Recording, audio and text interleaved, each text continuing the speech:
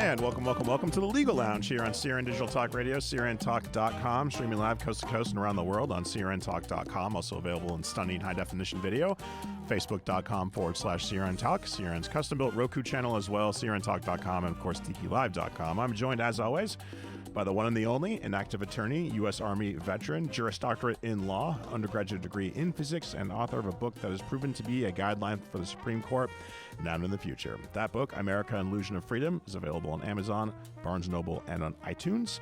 Make sure to check out Richard as well on KRLA 870 The Answer. Ladies and gentlemen, Mr. Richard Nixon, and the show that gives you the news you get nowhere else. How are you, Richard? Well, I'm pretty good. I'm just a bit crestfallen for so many of my friends and people out here in Southern California that have gone through what they've gone through. They're not through yet with these fires. People are dying. People are losing their property. And I will say this before I say anything else, that because the areas that were hit, Pacific Palisades and several other ones, these are very high-income people, influential people, and I say this by way of saying there's a lot of attorneys there.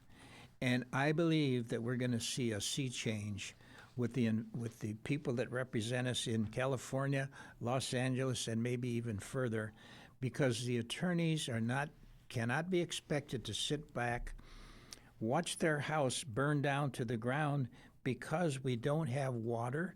And the reason we don't have water is because the government in California and the city of LA have decided that the smelt fish that is not in the Endangered Species Act, as far as I know, is more important. And there are other reasons. We'll go on the show in a minute to discuss exactly how many things I believe our governor and our mayor have committed criminal negligence, and they should be.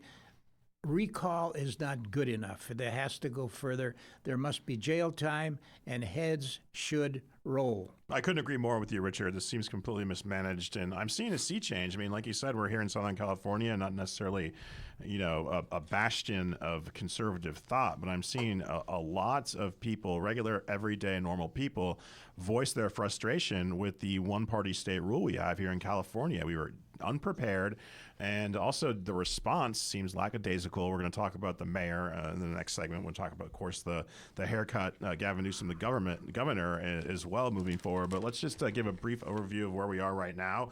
We're recording this on Saturday. This is January 11th. We have two major fires still burning. We have up to 10,000 buildings destroyed. I imagine that number will triple. Over 10 people reportedly lost their lives. I'm sure that number is going to go way up as well. Over 300,000 people evacuated. So far, they're estimating $150 billion in damage. And just for a little bit of perspective, what's going on in the Pacific Palisades right over the hill from us, Richard, 22,000 acres of residential property has burned. And to put that in perspective, that 22,000 acres is the size of the city of San Francisco, completely destroyed. And the reason I use the term criminal negligence is because there are two magic words that attorneys and judges use in a situation like this. One is avoidable. That is to say, if the defendant, in this case, I'm going to say the governor and the attorney. Hold your fire there real fast, okay. Richard. We're going to come back and right back and talk about this. We're here in the Legal Lounge, CRN Digital Talk Radio. Stay with us. Very good. Okay, I didn't pick up this segment too.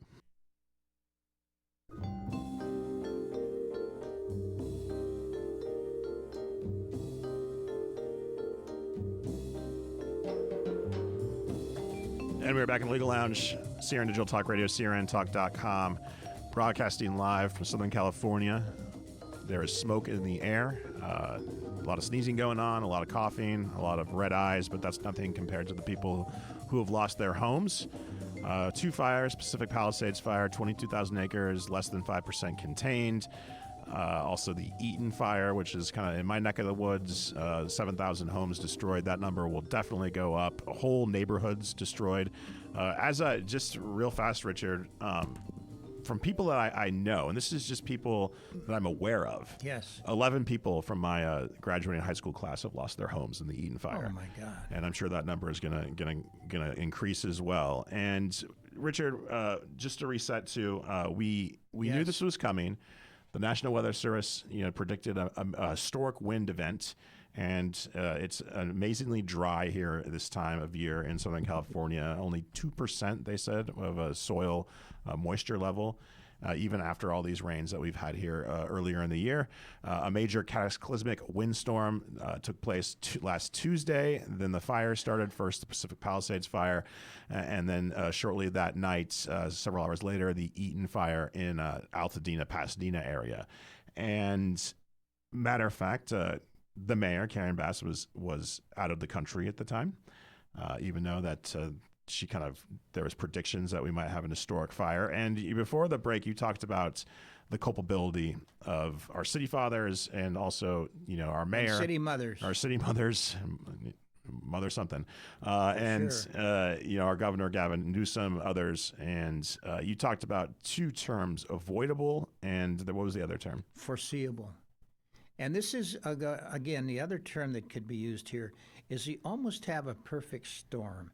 That is to say, when President Trump was president before and Governor Newsom was just elected, I saw on film, and many people have, President Trump telling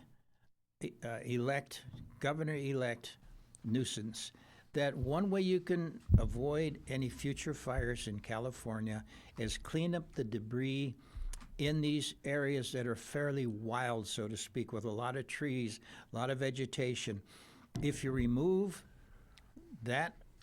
those leaves and dead branches and so on, you eliminate the fuel that lightning, cigarettes being tossed in there, matches. That stuff is volatile, almost as volatile as gasoline. And if you leave that pile up, which of course what California does, they let those leaves and so on accumulate year after year. All you need is a lightning strike or one guy's cigarette, and bingo, the whole thing goes up. Now, Mr. Trump was aware of that. He told Mr.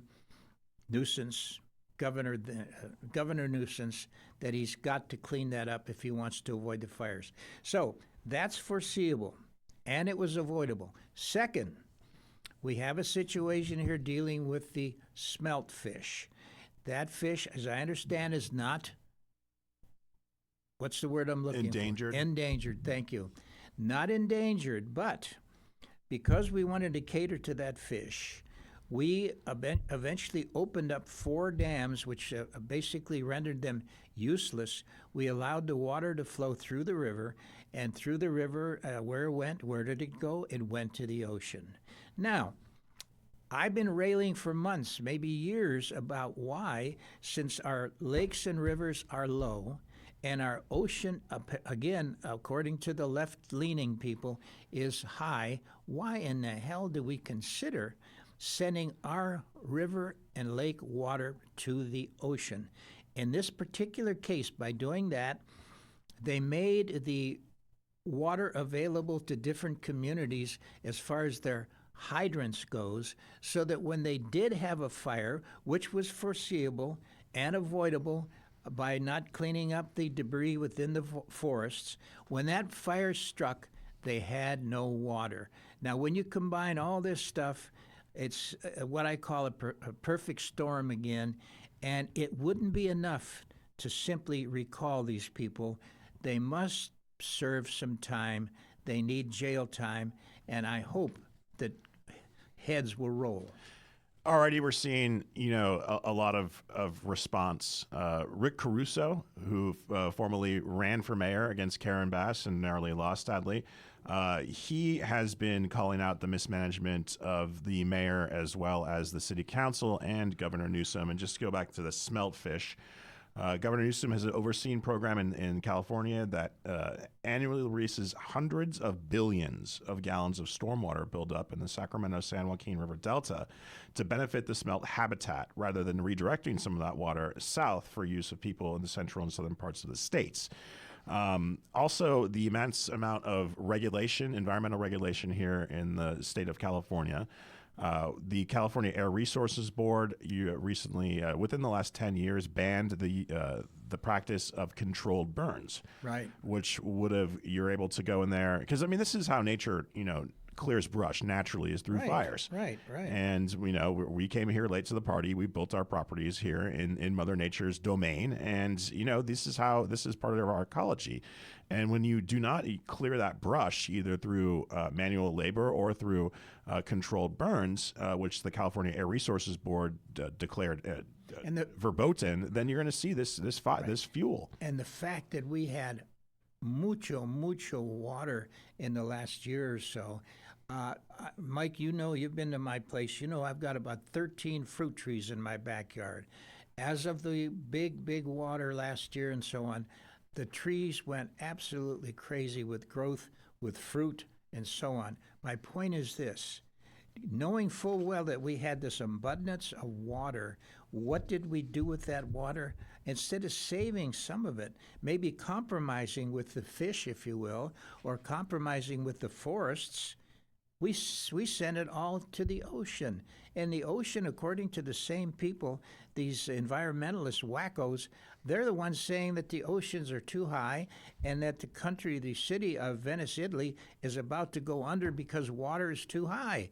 So why do we exacerbate that situation? And again, I'm repeating, but I really believe that if you gave a 4-year-old these facts, that this 4-year-old would make the proper decision and make sure you've got enough water for the people in case their house catches on fire. One last thing.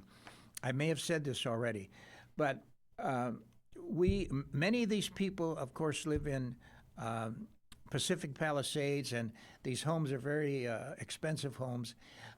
These people are frankly well-to-do and influential, and I think I may have said many of them are attorneys, and you cannot expect attorneys to sit back and watch when the firemen show up to put their house out, to put the fire out.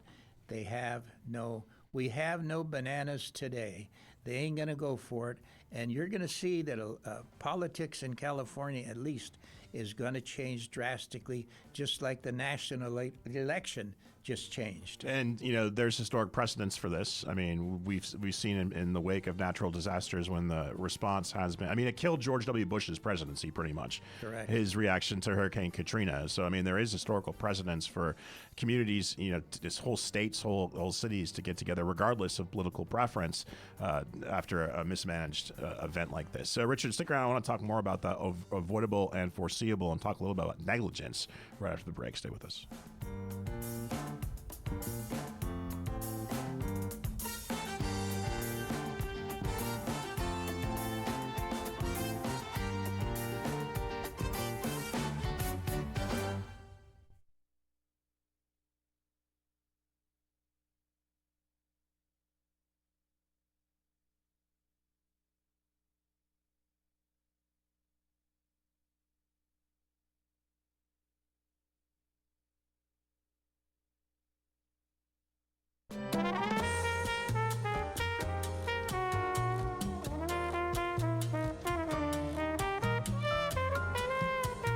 And we are back in the Legal Lounge, Siren Digital Talk Radio, SirenTalk.com, broadcasting live from the belly of the beast during these terrible fire events here, which were foreseeable. The National Weather Service is early as 2 weeks ago said that there was a significant wind event, and when you have high winds here in Southern California, we have fire danger. But it seems that the powers that be, specifically Mayor Karen Bass, decided to use this opportunity to go on vacation. Gavin Newsom is running around doing whatever Gavin Newsom does, probably at the hair salon. Maybe he's having another lunch at the French Laundry, perhaps. Maybe at the charred ashes of Noma, he's having some sushi. But Richard, we talked about accountability here, and of course, some people are going to be made whole from their insurance companies, but as we talked about during our pre-show prep session, the whole thing about insurance is that you need to accrue enough premiums to pay for the damage.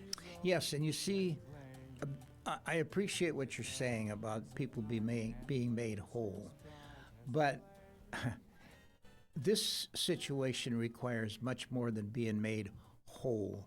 It's as though Oh, so we went through this. We had to live in a hotel or where whatever we had to do um, to finally be made whole. No, no, no. That's not sufficient.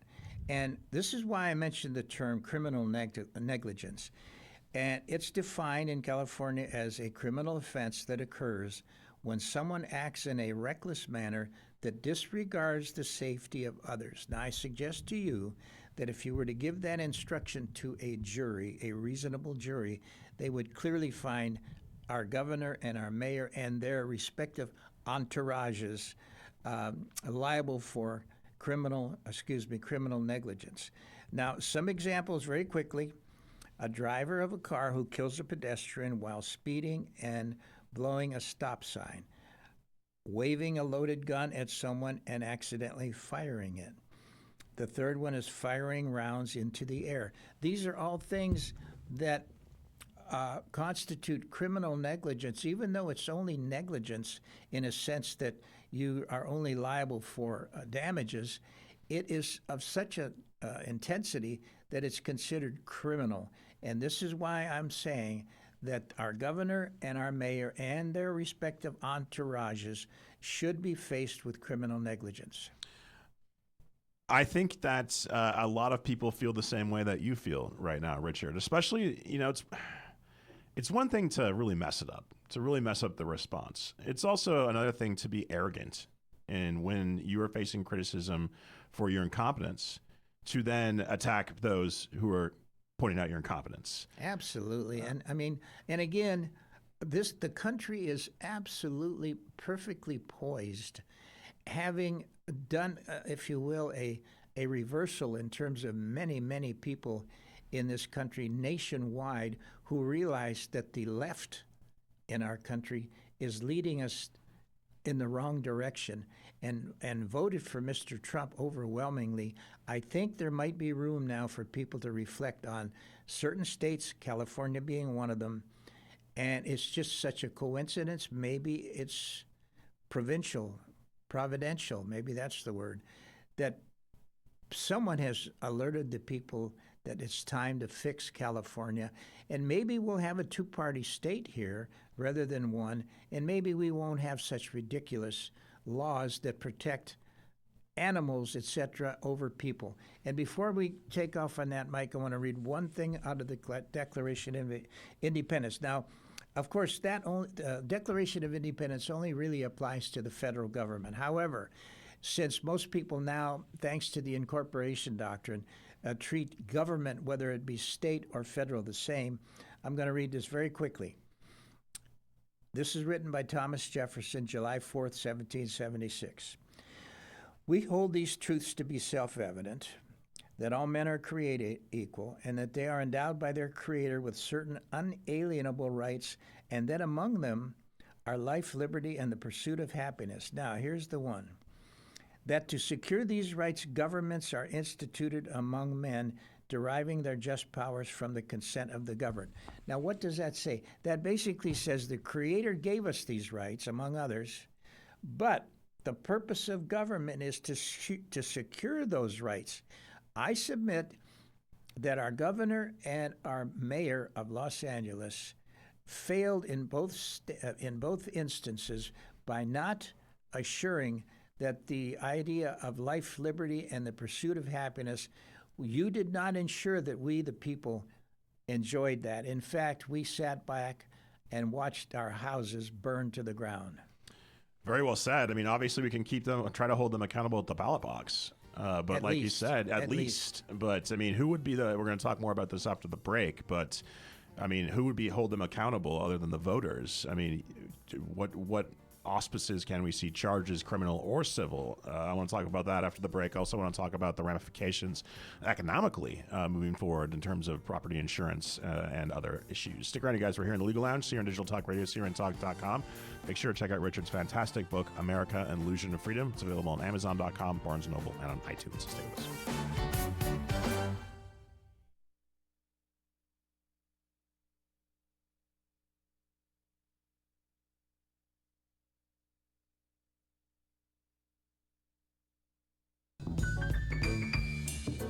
And we're back in the Legal Lounge. Once again, thank you so much for joining us. As always, all past and previous sessions of this broadcast are available on YouTube, also on Rumble. Find CRN Digital Talk on both those platforms, as well as a podcast, crntalk.com/podcaster. Richard and I were talking about, how do we rectify this situation to hold Governor Newsom, Mayor Bass, and others accountable?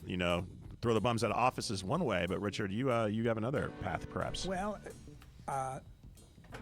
it came to me when I was starting to think about who has held our president accountable for actions that they claim were legitimate. And that is Alvin Bragg. All he was or is county attorney general, or excuse me, district attorney. So that's who can do it. A prosecutor within or even from the federal government can hold these people accountable, and it can go before a jury. Actually, there's another way. Any private attorney can sue these people for criminal negligence. So you can do that, unlike, because you can't sue the president, but could you sue a governor? Absolutely. Oh, great. Well, no, it's true we can sue the president. We have sued the president. The hush money case and the Mar-a-Lago case and the January 6th case, these are all lawsuits against the president. Mm-hmm. So surely we can sue a governor and a mayor. And again, we're talking about a lot of attorneys. We'll be glad to join up together and make sure that the people that lost their properties get not only get reimbursed, but that the people responsible do some jail time. And Richard, I want to talk a little bit about insurance because, through your extensive practice, you've worked a lot on insurance cases. You're considered an expert when it comes to insurance issues. Homeowners insurance, already before these fires here in California, we had a lot of issues with premiums being raised, nearly tripled. Anecdotally, I heard somebody interview somebody who lost their house in the Palisades fire. They're quite wealthy. Their house was worth about $5.5 million. Yes. But even still, their insurance premiums, homeowner insurance premiums, yes, $120,000 a year. Oh, I know. And so what happens in a situation like this, Richard, when, like you said, an insurance company, you transfer your risk, your personal risk to your insurance company in exchange for you paying premiums, and the amount of premiums collected needs to be, less than what the insurance company needs to pay out. Yes. What happens when, the insurance companies pretty much become insolvent because of these mass payouts? Well, the irony is this. No one faces higher insurance premiums in the state of California than attorneys. Now, you would think the attorneys, if you will, being in charge of all the law and misinterpretation and all these things, you would think the attorneys would have figured out how they might be exempt from all these. The high insurance premiums for most attorneys is so high that has put a lot of attorneys out of business, period. Doctors they as well. go into something, and doctors the same way.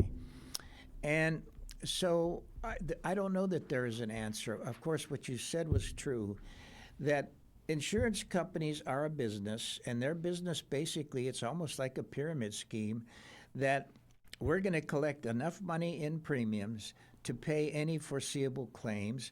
Hopefully, we don't have a lot of claims, so we always have this cushion of premiums to be able to pay any claims that might come forth. But every now and then, when you have this so-called perfect storm, the claims outnumber the premiums, possibly. Now, this is why you do have times when insurance companies, according to the commissioner of the state of California, he can force several companies to join together to sell insurance for fire, flooding, etc., when it's a big problem. And it looks like our insurance commissioner, whose name escapes me at the moment, he has basically ordered that there will be no insurance companies to back out or to deny coverage for fires in the next year. Now, how that's going to help anything 2 years from now, I don't know. But it's a problem, and I don't know that it really has a solution, because insurance company, after all, is a business. And if you shift that obligation to the people, Who's paying for it? The taxpayer. Yeah, I mean, we've seen when there has been issues with insurance companies, literally going belly up because Right. of like a Katrina I mentioned before. The government usually comes in and bails them out, Absolutely. which in the government, when that means us, because That's right. as taxpayers. Correct. And do we expect to see? I mean, insurance. So after this all happens, I mean, there's risk analysis. The insurance companies, they have risk analysts who Yes. say, all right, how much do we need to charge in order for us, if we do have this perfect storm? Yes, and you know where this is almost soluble, and that is people who had property along the Mississippi River or the other rivers that flood almost every Yeah, year, yeah. and they lose their home, they have to rebuild, and then they have to get insurance. And people are saying, no, why should we have to do that? When we live 5 miles away, and we'd like to live on the river edge too, we have to keep building these people new homes because they refuse to move. Rand Paul had some interesting things to say about that recently. Yes, absolutely. Why should I have to pay for this guy's beach house? Exactly. Perfect. Yes. And so I don't know that the same is true here in California regarding fires, but maybe it is. Maybe people shouldn't be allowed to. Well, one of the people I talked with had this thought. We may have to start building buildings that are literally fireproof, made out of some type of material, a cinder block or steel or whatever. Masonry, steel. And they would be probably so expensive that we're not sure how many people could afford them. I mean, there are problems, but as a lot of people are saying, we're Americans. We'll solve it. And I think, we will solve it. And as history has always told us, the best solutions are private sector solutions. Absolutely. Because we mentioned, Rand Paul, he was, mad about that because the National Flood Insurance Program is a federal government program. Yes. And so I think the nightmare scenario, Richard, is that if, private insurance ceases to exist, it becomes a government insurance scheme. And then you have the administrative state, which we're going to talk about in this next segment, telling you where you can build, how many days you can run your lawnmower. Oh, you can't use your gas-powered lawnmower anymore, all this and so on. I want to talk more about that, about the regulatory state and how we got here right after the break. But once again, we want to, all our condolences, thoughts, and prayers to everybody affected by these massive fires. You can check out more information at cal.fire.gov. Also, the American Red Cross is already here on the ground, too, providing resources to people, and you can check them out on the internet as well. Stick around, you guys. We'll be right back right after the break.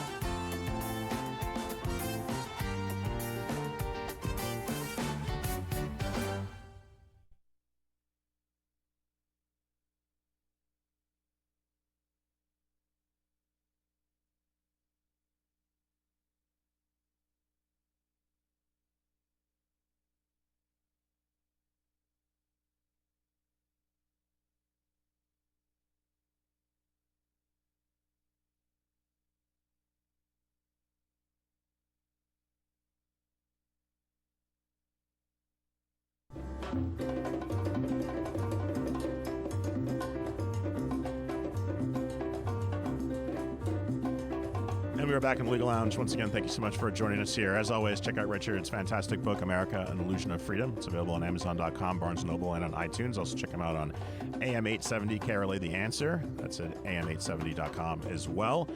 And Richard, it seems that the administrative state is one of the reasons why we're having these issues. I saw a study or a statistic from a very reputable source saying that 40% of the United States Forest Service budget goes to quote unquote environmental science. Rather than going in there with chainsaws and clearing out brush with bulldozers, these guys are in the lab somewhere, working with frogs and the smellfish and other things like that. Absolutely. So the administrative state, please continue on that.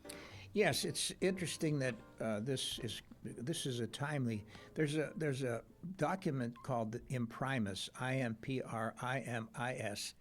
It's issued from the Hillsdale College, which I understand is one of the few, if not the only, college it happens to be in Michigan, in the United States that does not take federal dollars. Now, correct me if I'm wrong, there might be several others, but I think, if I'm not mistaken, it might be the only one. In any event, we have an article here called Drain the Swamp.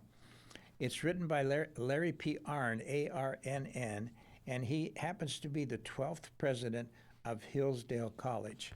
And this article, very well written, of course, is contrasting the administrative state with the Constitution. Now, let's go over it just real rapidly.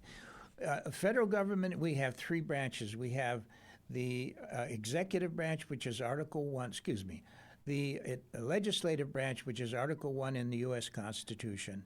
That's Congress and the Senate. Article 2 is the executive branch, which is the president and people beneath him, his cabinets, and so on. And the third, Article 3, is the judiciary, to include the U.S. Supreme Court. Now, given the first article and the third article, Congress and the Senate, in terms of, let's just call them employees or supporters, they may have a couple thousand people actually working for them. Yeah, you got you got your representative, and they got a staff of like 4 or 5. That's right.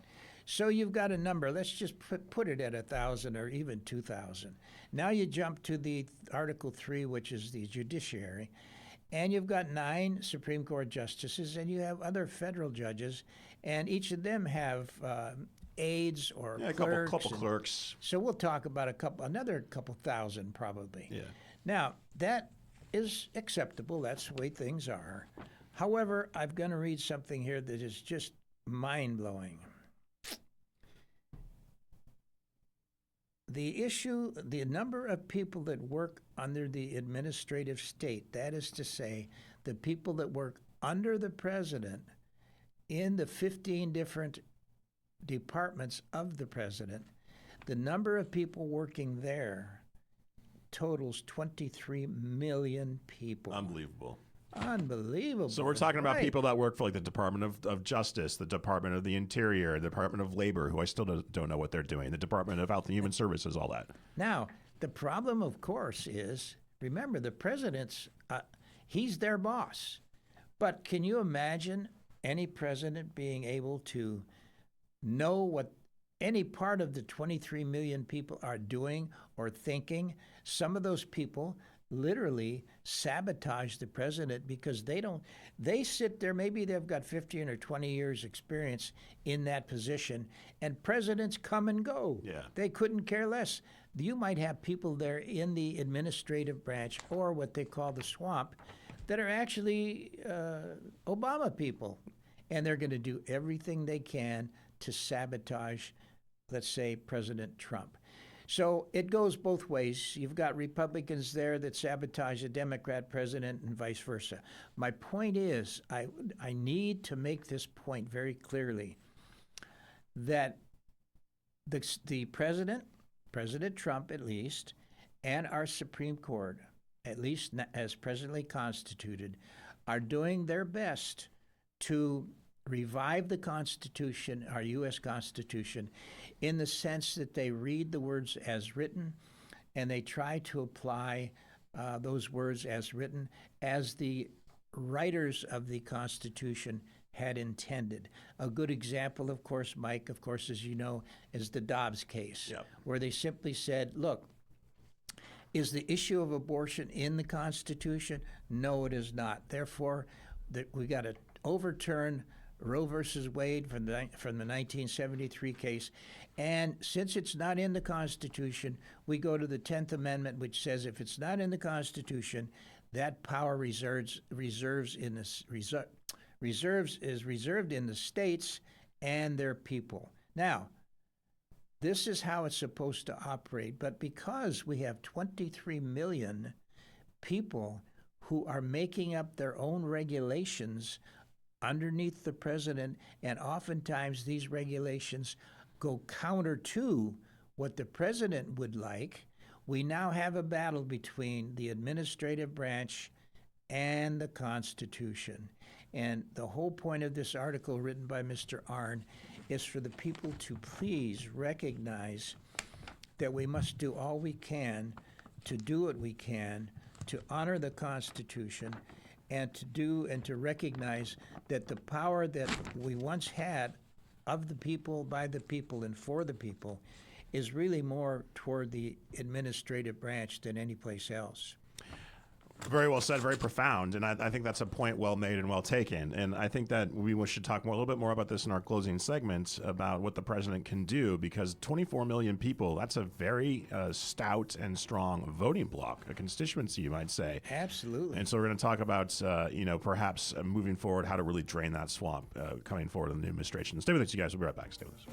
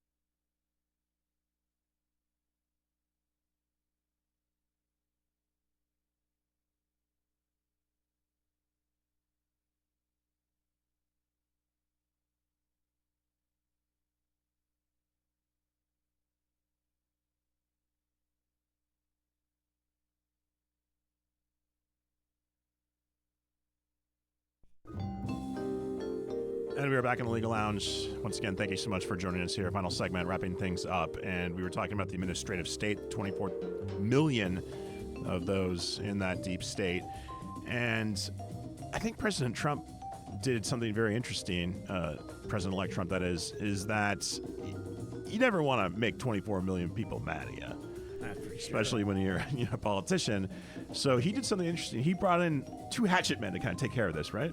That's right. We have Vivek and Elon. He's appointed these people. They're not part of the government, and therefore they don't have to be confirmed by the Senate. They're billionaires themselves, these two, so they're not beholden to anybody. Absolutely. And so what he's done, which I think is a stroke of genius, is to, if people lose their jobs because of they're not being necessary, that's the point.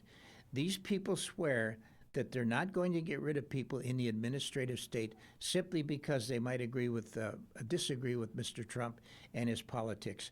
They're going to be let go, if you will, based upon the fact that under current circumstances, they're no longer necessary. They're redundant in often cases. That's right. Now, before we end this, I want to say this much. Again, this is Mr. Arndt's article. In 1930, government consumed 12% of the gross domestic product of the nation. This was about right from the very beginning. Today, government handles at least a little over 50% of the nation's wealth. Now, this is a very dynamite sentence here. This is a gigantic transfer of resources from the private to the public sector, which defies the meaning of a free society. This is the whole point. These people are not accountable to us. These 23 million people that make regulations that you and I must follow, they are not accountable to us. We can't vote them out of office even if we want to. So our only source of righting that situation is this current or any president. This president has a right to get rid of many of these people. And sure enough, as you mentioned, Elon and Vivek, that is their function. They're going to dive into these regulations, and hopefully they're not going to go based on politics. They're going to simply go on what you'd said earlier, Mike, redundancies or lack of necessity. We're going to pare the administrative bureau down and resurrect the Constitution again. Well, you mentioned how private money or private property, private money going back to the government. Yes. The founder of one of our greatest presidents ever, founded the Republican Party, he actually took government and gave it back to the private people, right? Absolutely. I mean, that's my boy Abe. And in conclusion, here at the end of this article, the 250th anniversary of the Declaration of Independence will fall under President Trump's second administration. How timely that is, how perfect that is, that it's not who it might have been. I know from my service, that's Mr. Arness speaking, I know from my service on the 1776 Commission during his first administration that he will wish to celebrate it with a loud voice and a full throat. May we all go through strength to strength in recovering the meaning of that document and restoring the Constitution that enable us to make America as great as it is in first place. So he is telling us, look, man, the Constitution is under threat. These people, these 23 million people, they cannot be voted out of office. The only guy that can control that is Mr. Trump. And I believe it was ingenious the way he decided to do it. Rather than creating enemies by his personally doing it, he hired two very wealthy, influential, brilliant people to clean up the mess. And that's very well said, Richard. We're out of time. Thank you very much. Thank you very much. And thank you so much for everybody out there listening and watching, either live or after the fact, or you're in the Legal Lounge. Make sure to check out Richard's fantastic book, America, An Illusion of Freedom. It's available on Amazon.com, Barnes & Noble, and on iTunes. And we'll see you guys next week here in the Legal Lounge.